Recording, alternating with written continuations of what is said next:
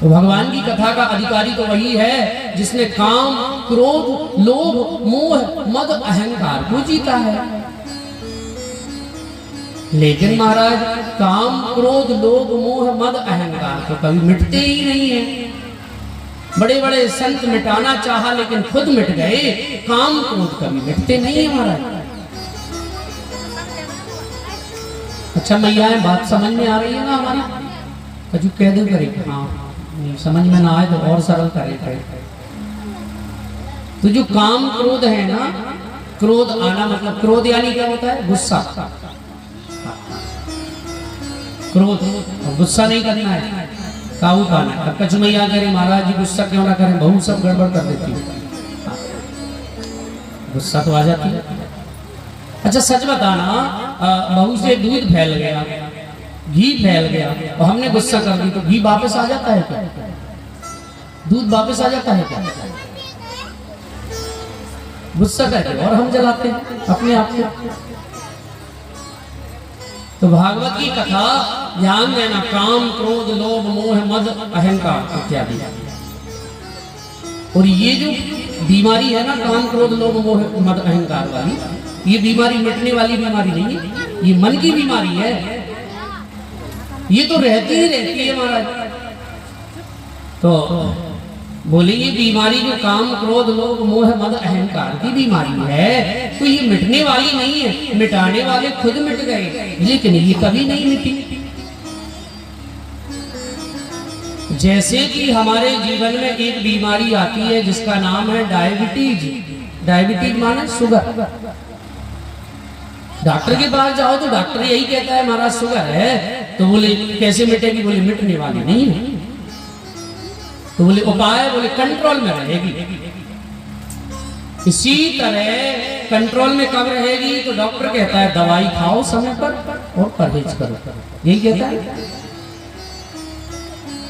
Diabetes के लिए दवाई खाओ और परहेज करो महाराज। लेकिन ये मन की जो बीमारी है काम, क्रोध, लोभ, मोह, मद, अहंकार, संत कहते हैं ये भी मिटने वाली नहीं है। तो बोले ये कंट्रोल में कब रहेगी? बोले इसकी भी दवाई खाओ और परहेज करो। दवाई क्या खाना है महाराज? बोले दवाई सत्संग रूपी दवाई खाओ और कुसंग का परहेज करो तो ये बीमारी बढ़ेगी नहीं, कंट्रोल में रहेगी। इसलिए तो कहते हैं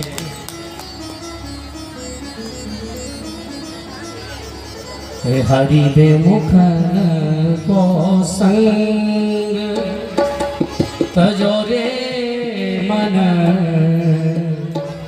सूरदास जी महाराज वर्णन करते हैं कि अगर मन की डायबिटीज, मन की बीमारी को कंट्रोल में रखना है तो क्या करना पड़ेगा? सत्संग रूपी दवाई खाओ और कुसंग का परहेज करो। तो लिखते हैं सूरदास जी, हे हरि वे मुख को संग सजो मन। हरि वे मुख को संग सजो रे मन।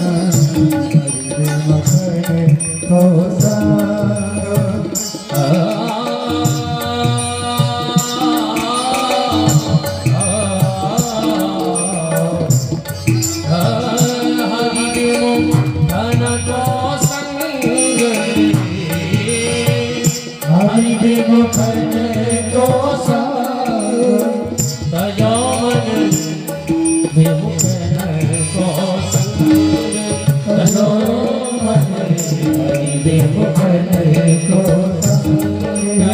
सभी गाइए तो हाथ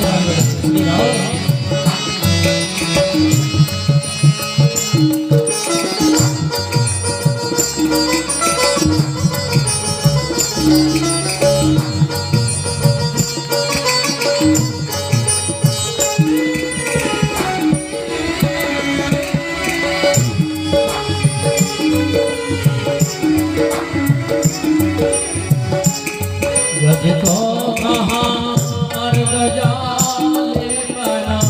गज को कहा और गजाले बना। गज को कहा सूरदास जी लिखते हैं हाथी के शरीर पर कितनी भी साबुन लगाई जाए, चंदन लगाया जाए, लेकिन शरीर निर्मल कोमल नहीं हो सकता। पूजा जी को कहा और गजाले बना स्वान नहावे सूर्य श्याम कमारी कांवर में चढ़े नाम जो रंग हरि वे मुखर को संग भजो मन हरि वे मुखर को संग।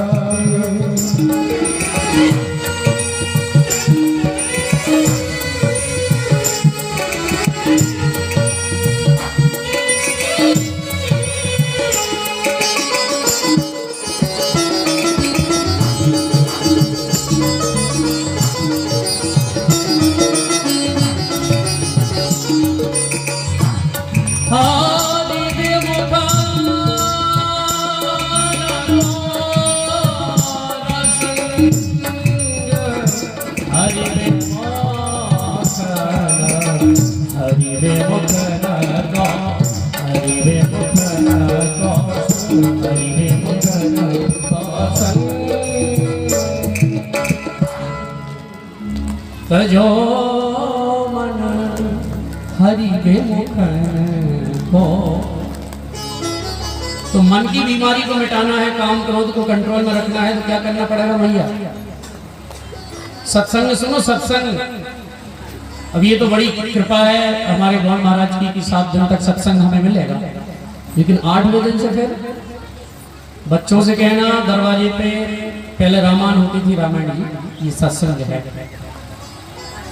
पहले सायंकाल के समय हर दरवाजे पर रामायण होती थी नहीं? बूढ़े बूढ़े लोग बैठे, और अब पहले मुश्किल से 2-4 गांव के लोग इकट्ठा करके और एक भागवत की कथा कभी कभार 10-20 साल में एक हो पाती थी। आज हर गांव में 10-50 कथा हर साल हो रही है, 10-25 कथा हर साल हो रही है। लेकिन ध्यान देना, पहले 10-20 वर्ष में एक कथा, लेकिन फिर भी लोग सतमार्ग पर जाते थे। और आज इतनी कथाएं हो रही है, फिर भी लोग मार्ग की तरफ जा रहे हैं। क्यों? क्योंकि हम कथा को तो मानते हैं, रामायण को तो मानते हैं, लेकिन रामायण की बात नहीं मानते। पंडित जी को तो मानते हैं, लेकिन पंडित जी की बात नहीं मानते। माता पिता को मानते हैं, लेकिन माता पिता की बात नहीं मानते। एक और मैं आप लोगों को बताऊं, सबके घर में फ्रिज तो जानते हैं। फ्रिज का काम क्या है कि महाराज अच्छा फल रख दो फ्रिज में, 8 दिन के बाद अच्छा का अच्छा वापस। यही है ना फ्रिज का काम। सुंदर फल रखोगे तो 8 दिन के बाद बुरा बेकार नहीं होने देगा, वापस जैसा का तैसा कर देगा।